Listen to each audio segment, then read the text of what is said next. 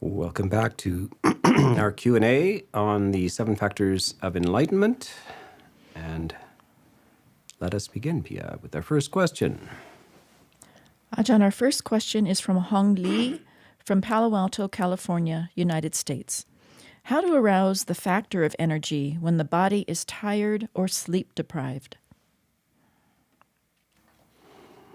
The Buddha does describe specific techniques for this.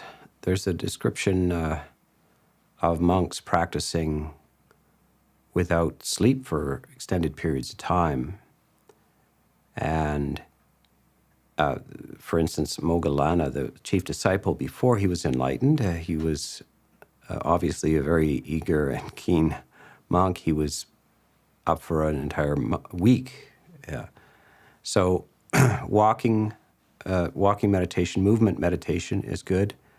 Splashing water on the face, getting light in the eyes, going outside for fresh air, looking up at the stars, looking up at light sources, and even pulling the earlobes, pinching and pulling the earlobes.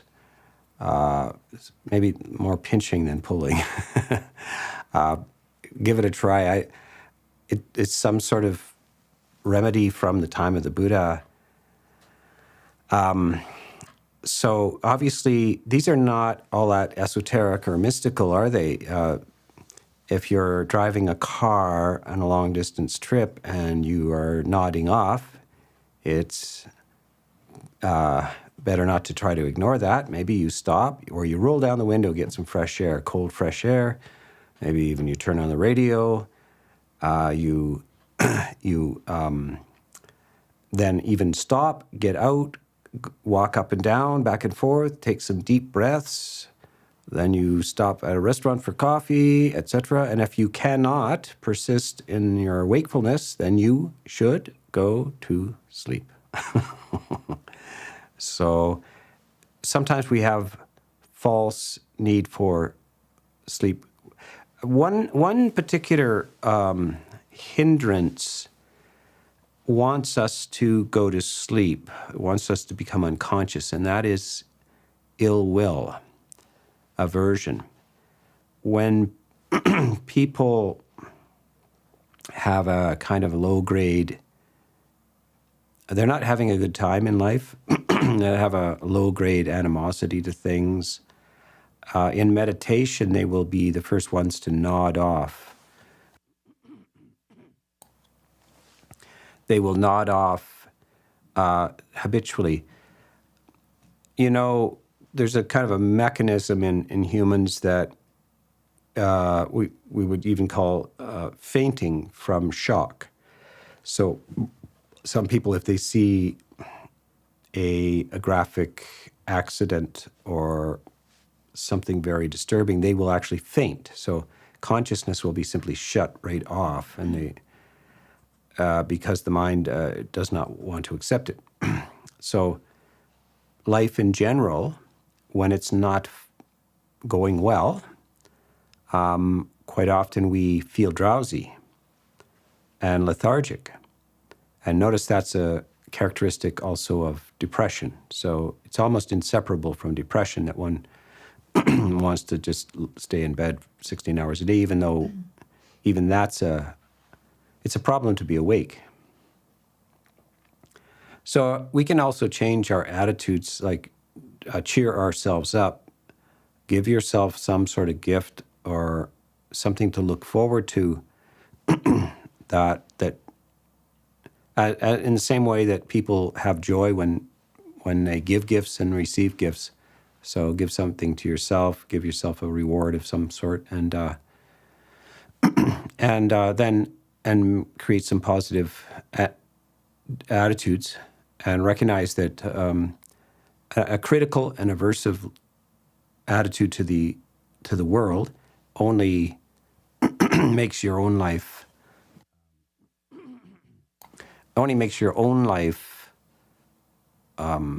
less enjoyable. So examine those things, if it's simply that you haven't slept in a long time, then there are remedies for that in terms of just exercise and light and refreshment, take a shower, drink some water, things like that. But if it is a deception that actually you don't find it pleasant to be awake, then that needs to be remedied. You have to switch channels somehow so that you are not angry at the world, not irritated with things, because that will make you want to just close your eyes and leave this world, as in sleep. Okay. Our next question is from the live chat from Sam in Vancouver, British Columbia, Canada. Dear Ajahn, last night we heard you talk about the role of metta in generating energy. Can you please speak more about the relationship between metta and the 7 factors? Well, metta interplays with the 7 factors in some ways. It's not specifically mentioned there. As metta, by the way, is not mentioned specifically in the Eightfold Path either. What is mentioned specifically is non-ill will. So part of right intention is the absence of ill will.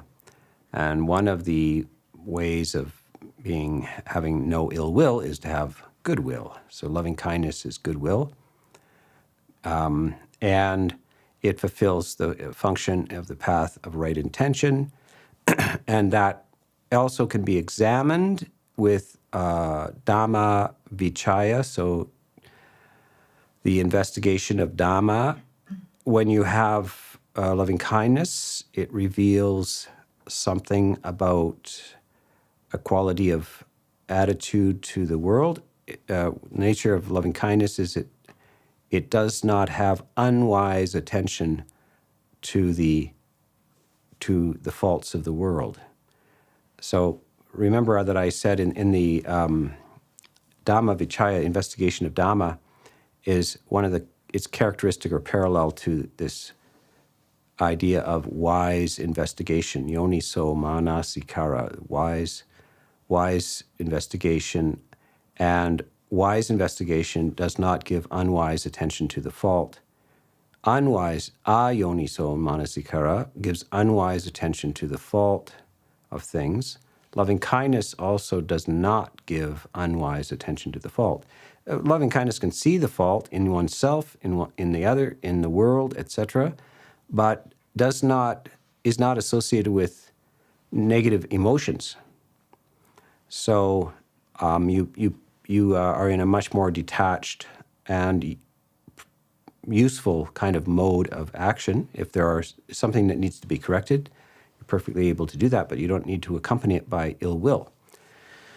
So this plays into the 7 factors in some way. Of course, joy is a factor of loving kindness, and serenity can also be a factor of loving kindness. Loving kindness actually overlaps into right samadhi. So the 6th factor of the path is samadhi, and loving kindness can attain the jhanas. At least the first 3 jhanas can be attained through loving kindness. So there you have samadhi. Loving kindness also can function with this last factor of the 7 factors called equanimity. Loving kindness is a nice balance to equanimity. It keeps equanimity to having some warmth rather than moving towards a kind of a cool, aloof, unfeeling attitude. It balances that, and equanimity keeps loving kindness from slipping off into drama and grief, etc. So loving kindness can be interwoven into these things. That would be a separate master's thesis at university on the relationship between metta and the rest of the 7 factors of enlightenment. So, let's go on there, Pia. Next question is from Anonymous in Livonia, Michigan, United States. Ajahn, how does one learn to recognize piti?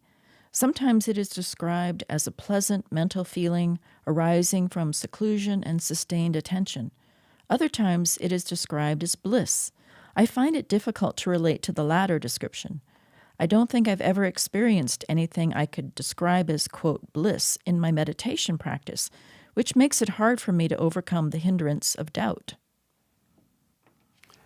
Yes, so the question is, how do I know if I'm having fun yet? That's always a hard question to answer.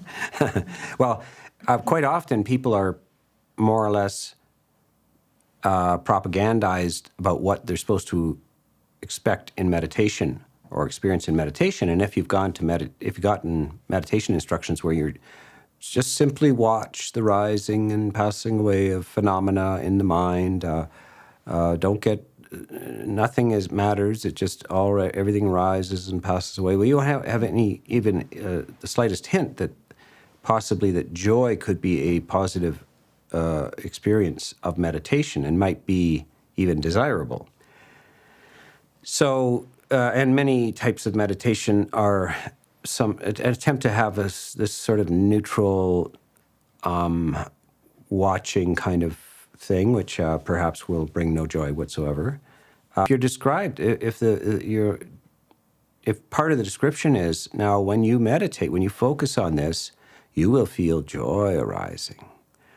And then your body will feel relaxed and at ease, and you will be completely engaged with that simple subject, whatever it is you've taken up. And this is what to expect, what to look for. So that would be an induction. We would be suggesting something to you, and then you would sit in something, really interested in something. Could be people have all different interests. They're really interested in baseball or math or music or climbing mountains or romance or a movie or a book, interested in all kinds of things. When you're truly interested, it's always accompanied by joy. Interest and joy are intertwined inseparably. Deep interest. So if you're reading a book that you're really enjoying, you don't even hear outside noises. Somebody asks you, "Did you hear that truck go by?" And they say, "What truck?" Or you might even not respond to an invitation to dinner. Somebody says, "Dinner's ready," and then half an hour later, where were you? Oh, was there dinner? I was into my book. So this is what the Buddha is saying is almost inseparable. That interest itself is what you enjoy in life. It's not actually the things that you're interested in. It's the interest itself which is enjoyable. So this is what you want to look for. In the commentaries, at least, they have physical descriptions of joy. The Visuddhimagga, the Path of Purification, a much later commentary, talks about 5 levels of piti, 5 types of piti and their physical effects. So one of them is simply sprinkling, is like rain is sprinkled on you. So it's a little bit of goose flesh. And then the next level is hair standing up. So when your team wins the Olympics and they get up on the stand and the national anthem is played and their parents are there, and then you're swept, you get a little teary even. Your hair stands on end. That's joy. So that's the description of joy. It's quite a fairly coarse emotion, very strong. And you can even get uplifting joy, so where the body wants to lift off the ground. So you'll see, you tell the kids, "We're going to the store for ice cream." And then they start jumping into the air, right? They jump for joy. We have all these descriptions in English language as well. Joy is well described in English language. And if you don't know what joy is, I would suggest that you get go on Google and quotes about joy. And there'll be all kinds of interesting insights about joy. Tears of joy. Joy By the way, tears of joy tend to run out the outside of your cheek, and tears of sorrow run down the inside of your nose and drip off the end of your nose. And because your head tilts back in joy and tilts forward in sorrow. Learn all about joy and see if you can arouse joy and recall enjoyable experiences where it's something really caught your interest. And that's how you will get associated with joy. And then you'll say, oh, so I'm supposed to experience this with breath meditation? Breath meditation? I'm supposed to actually enjoy breath meditation? To enjoy yourself. I'm enjoying breath meditation? Yes. Time flies away. Oh, I've been here for an hour. I lost track of time. I was enjoying myself so much. Just gently with the breath. Breath meditation, the point of breath meditation is not the breath. The breath is, what is there to breath? It's just air. It's just a source, a location for your mind. And when your mind is fully embracing and merged into an object, then you will experience enjoyment and interest and one unification. And by the way, your body will stop paining. So the body drops into the background, etc. That's why we can sit in meditation so long when we're truly in meditation. When we're not, when our mind is wandering and distracted, we can't sit still for 3 minutes. It hurts. Your knee hurts, your back hurts, and everything is very dreadfully long, and it's only 3 minutes, and so forth. So the opposite happens. Time collapses, your discomfort goes away, etc. So that's joy. Next question is from the live chat from Victor in Sherbrooke, Quebec, Canada. Apparently, many monks drink tea and coffee, and it looks like a good way to generate energy. But you said yesterday that energy is right effort. Also, addiction to caffeine doesn't seem very skillful to me. Any advice about caffeine? Yes, I advise you not to get addicted to it. Drinking coffee doesn't mean you're addicted to coffee. Certainly in the monastic life in Asia, occasionally coffee shows up and then it doesn't show up and then it shows up and it doesn't show up. So tea shows up and it doesn't show up. And so you're at the mercy of the whims of things. It's not like you just go to the store because you have no money. You're not allowed to buy things, etc. So if you're addicted to it, you'll suffer. I think, by the way, the history, the usual, at least the mythical history in the West is that monks invented coffee, Christian monks invented coffee, and in the East, Buddhist monks invented tea. So you'll see the story of Bodhidharma, the Indian monk bringing the jhana tradition to China. By the way, this word jhana that I use quite often, when it goes into China, becomes Chan. And when Chan goes to Japan, it becomes Zen. So jhana, Chan, Zen are the same word for deep concentration. So a little less, there's a whole culture around Zen of tennis, the Zen of this, the Zen of that. It really means deep samadhi concentration. Anyway, Bodhidharma is this famous missionary monk that arrives in China and is the so-called founder of the Zen school, Chan school. And he's depicted in paintings, both in China and Japan, with sometimes with no eyelids. So he was said to, he's a very fierce type, very determined. He faces the wall of his cave. He faces the wall for 9 years or something like this. And he's when he nods off, he's very disappointed. So he cuts his eyelids off. It's a story, remember. It's just a story. He cuts his eyelids off. He throws his eyelids away. And they land in the earth. And then what grows up from his eyelids, ladies and gentlemen? What grows up from his eyelids? Tea bush, the tea bush.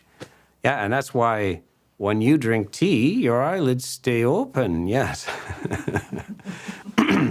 And In Western tradition, apparently a shepherd noticed that his goats were eating these berries, and these lush kind of fat red berries on this bush, and they would prance around and jump up and down, and it seemed to be, he wondered what's in these. So he collected a bunch of these berries, and he went to a monastery, a Christian monastery in the North Africa. And he presented the coffee berries to the abbot, and the abbot was very suspicious of this, thinking this is probably of the devil. And he said, so he threw them into the fire. And then after a while, there was a delicious aroma coming out of the fire. So they thought, let's fish those out and see what's going on here. So they had roasted the coffee, and they made a beverage out of it, and then they drank it, and they thought, I was awake for midnight mass. Maybe it's good. So that's the story in both East and West, that coffee and tea have deep history with monks.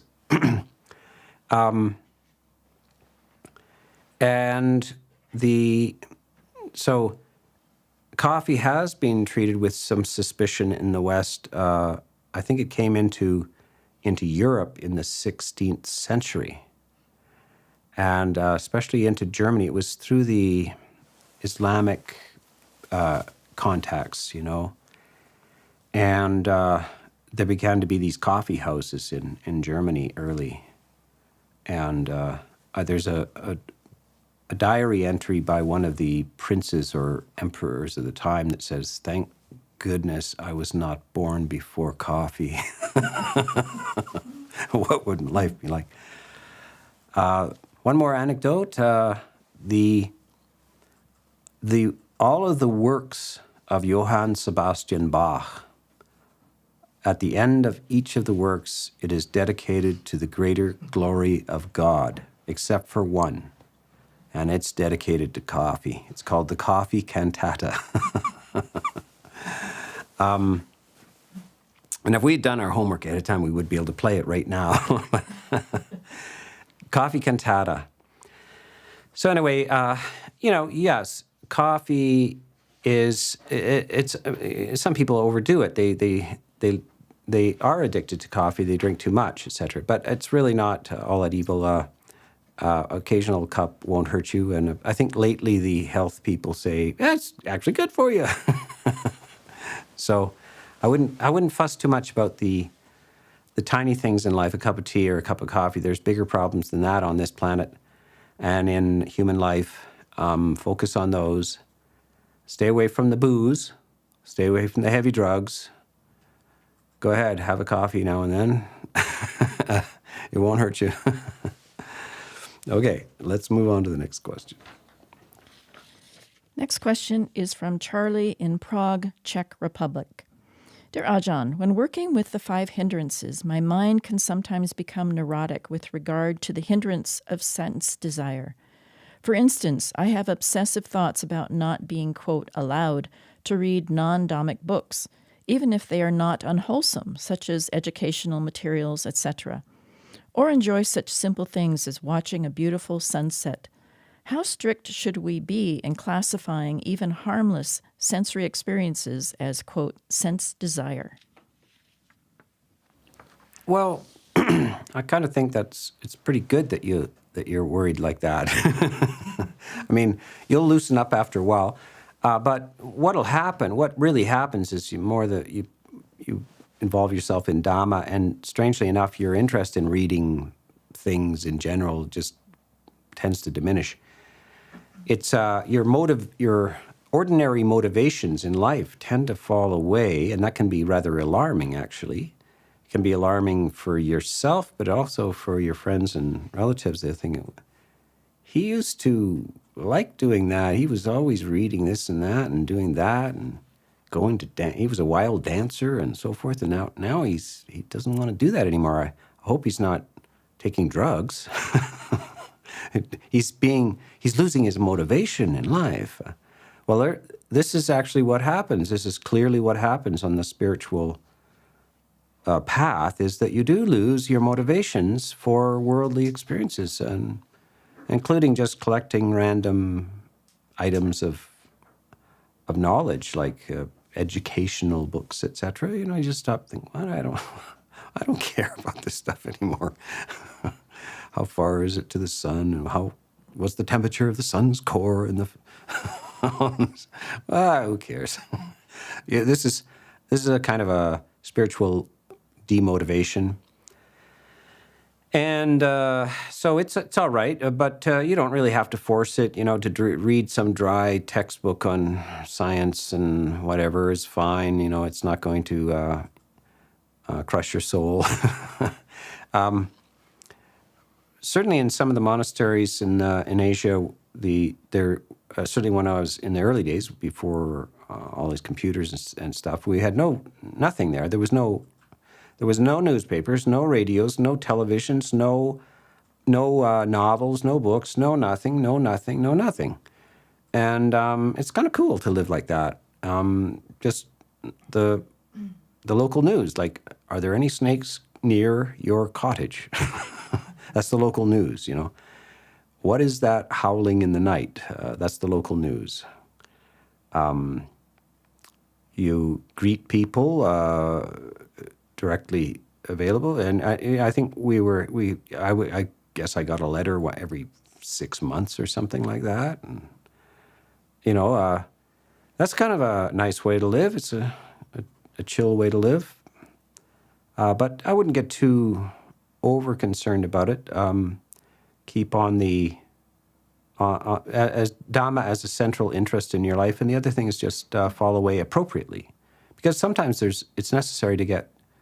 You got to fly somewhere. You got to know when the plane takes off. So you got to find out when that is. And by the way, I don't think you're going to get attached to the plane schedule, carried away by that. You're just like, I've got to do this. Don't make it any worse than it has to be. I've got to get myself to the airport. Which seat shall I get? That's the kind of attitude that the world falls into the background. It's no longer in the foreground. It's no longer your primary interest. It falls away into the background, and things start to become quiet and peaceful, and you enjoy that. Instead of a sense of deprivation or rigid rejection, it just, you outgrow most of the interests, these kind of worldly interests, and they recede into the shadows, It's not that you don't become stupid. I mean, you can do things if you need to, and sometimes practical things are required. We here at the monastery have to take the front left tire off the tractor, and that at 0 degrees out there in the snow. And if we don't, then we won't be able to plow our driveway.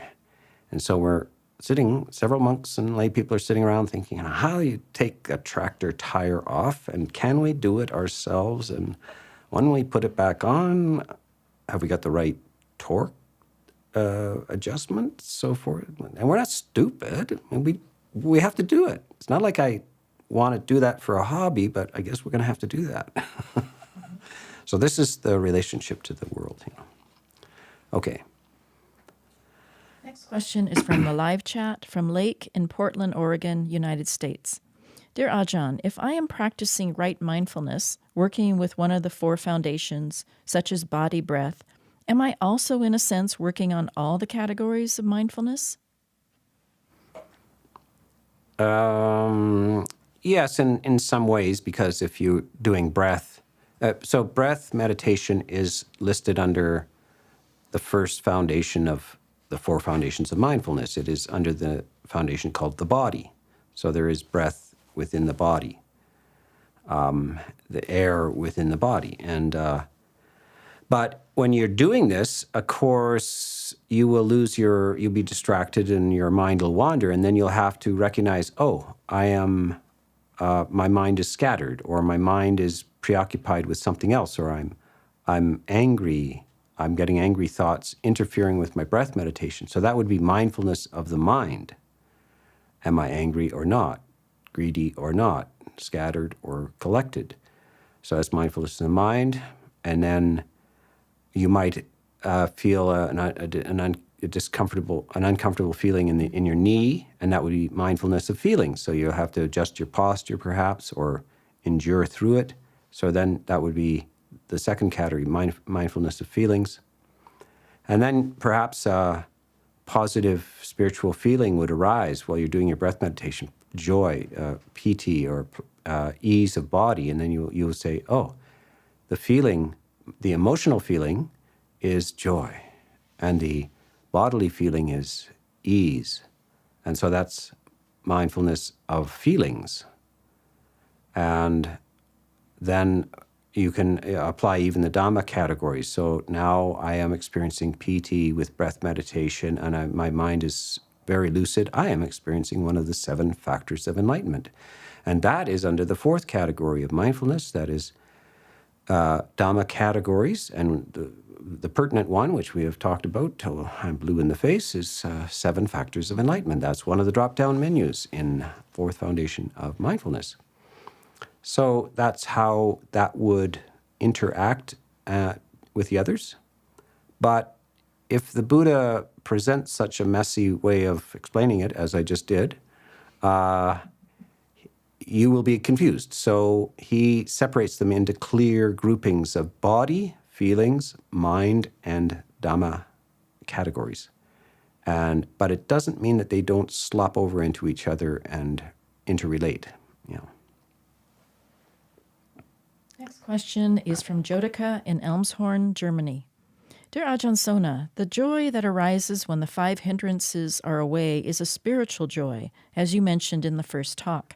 Can other kinds of joy, i.e. the joy that arises when one is in nature, be beneficial, or can it be used to develop this kind of spiritual joy?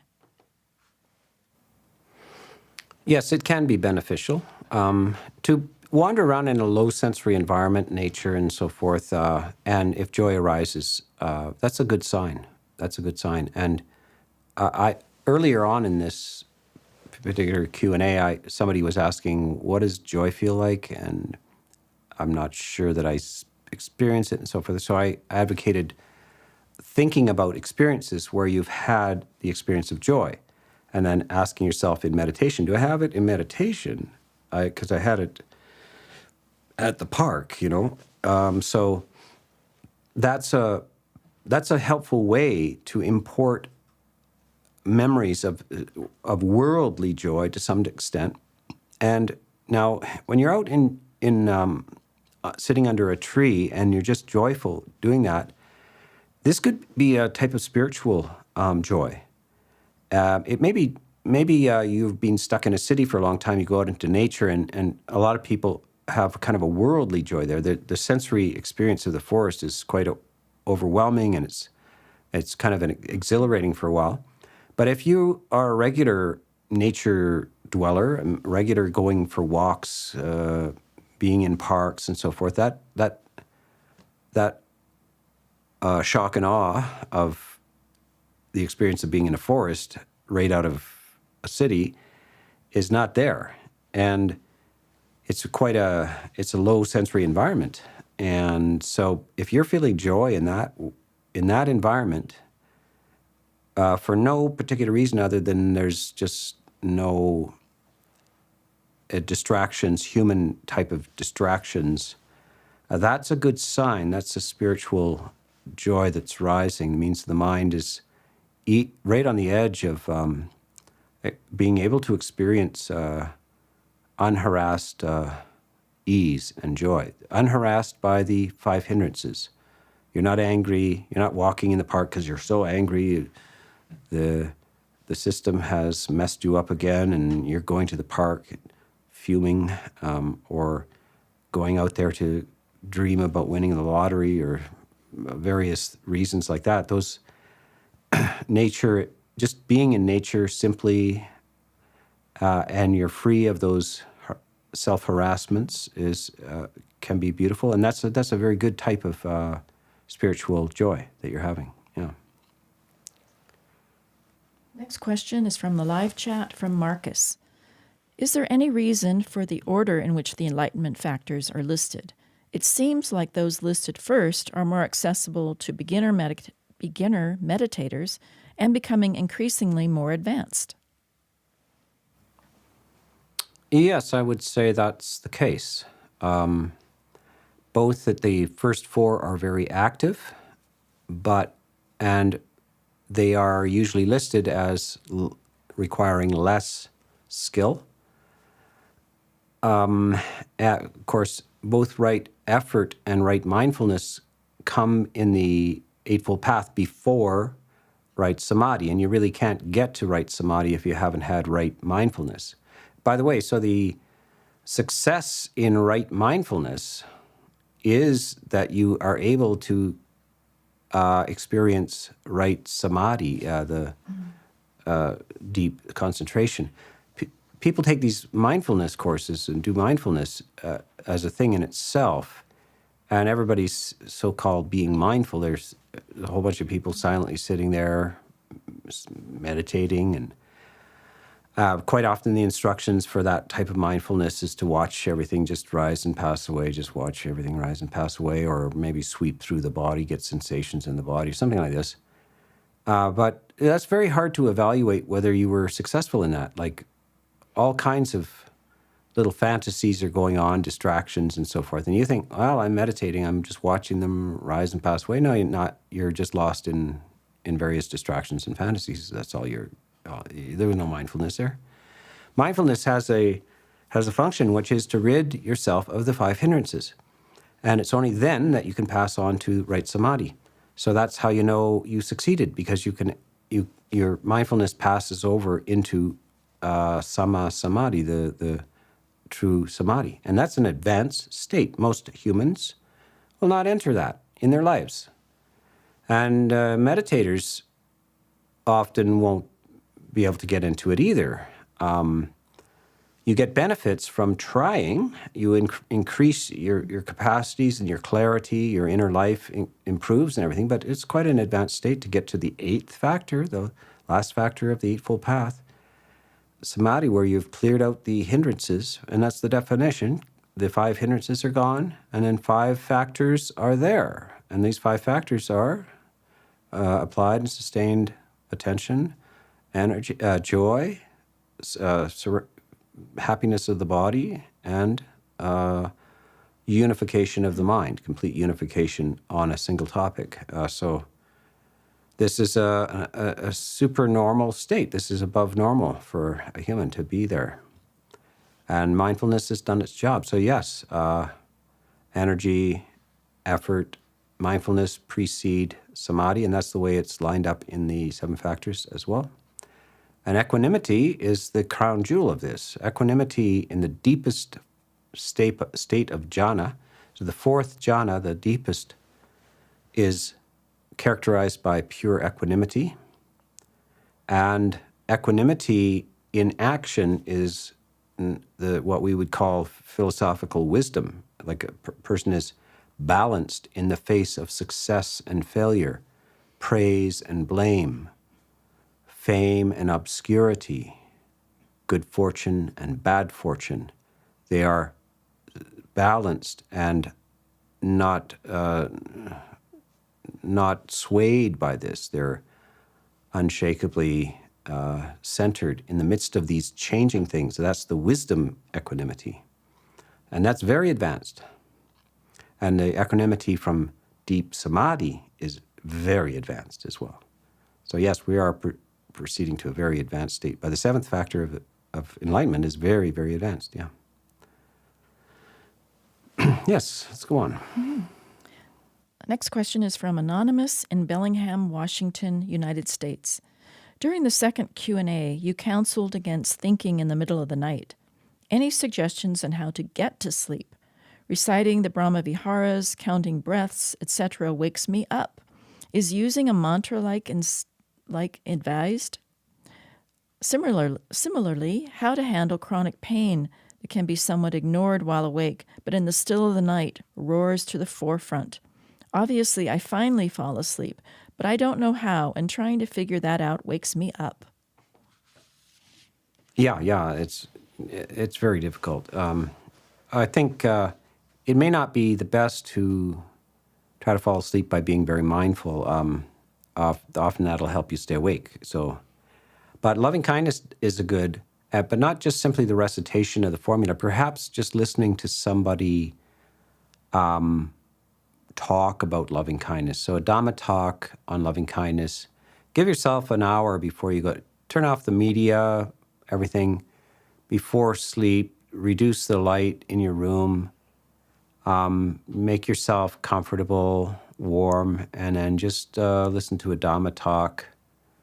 And you can see, you can hear my voice, for instance, is now putting you to sleep. So you won't get quite through this Dhamma talk on loving kindness, which I've made many of them. You always fade away into nothing. And yes, I really sympathize you.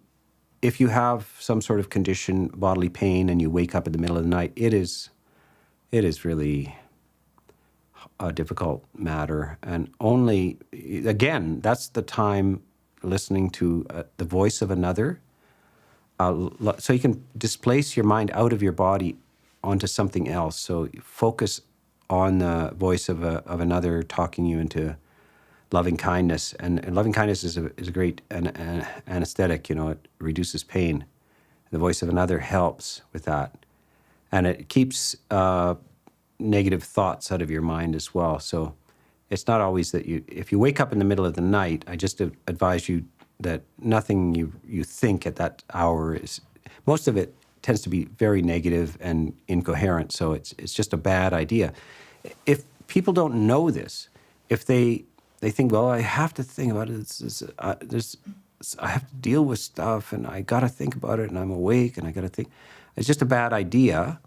So they need the first encouragement is like, don't think in the middle of the night. That's the worst time. You just make yourself scared and give yourself bad advice. So clear guidance, don't do it at that time. The time to think is when you're fully awake and in the best mind. And you take advice from the best of you, not the worst of you. When you can't sleep and there's pain in the body, try displacing it with the voice of another. This is what mothers do with, the kids worried, etc. They sing them a little song or whatever it is. It's a distraction. So you get your voice of another encouraging you, and you'll drift off then, hopefully. And if you need medicines to help you, then that's okay too. Yeah. Next question is from the live chat from Upasika Chittapala. Dear Ajahn Sona, how would you describe the differences or similarities between joy and contentment? I think they transfer back and forth. This contentment is a very. I encourage people to every now and then tell yourself you're content, like that you have enough, and if you don't get any more than this, it's fine. This is a message that the society doesn't encourage. They always ask, you're always asking for more stuff, more money, more this, more that, and then of course that makes you discontent. But if you want to ask for more contentment. So I like this contentment. Could I have more of this contentment? Meaning less ambition. Could I want less and have more? See, that's the formula, is that the less you want, the more you have. So more contentment. And then a smile will involuntarily come to your face, realizing, I've been chasing my tail my whole life. I've been chasing ideas that other people have and everything. What was I doing? I feel great. I don't need to chase anything. As long as I got a meal and a roof over my head, I'm all right, So this is contentment, and joy naturally accompanies that. They intertwine, they flow back and forth, contentment and joy, back and forth. Yeah, they're very good friends. Ajahn, our final question today is from Tim in the United States. Dear Ajahn, what is a good way to meditate and maintain the 7 factors while driving long hours cross-country? Well, you want to be careful not to explore samadhi while you're driving long hours across country. You want energy. And so the Dhamma talks are great. Put on whatever the technology is, put on your 8-track tape into your into your Camaro. I've been a long time since I've known about these things, whatever it is that you record these things on now. Yeah, listen to Dhamma talks. Great way to listen to things and engage your mind, and then try some silence as well. But make sure you stop every now and then. That's also being in a hurry. It's much better to say, look, if I stop every couple hours and get out and stretch my legs and loosen up and everything, it's like I need to stop this running through life. I'm always in a rush. It's going to add 28 minutes to my voyage, but who cares? Like, the body needs a little stretch, and I need to breathe some fresh air, and I can learn some stuff as well. And that's the spirit of crossing the country. And you can listen to this entire retreat, 6 talks on 7 factors of enlightenment. Listen to it twice as you go on your 28-hour journey across America. So yeah, that's the spirit of the journey. Yeah.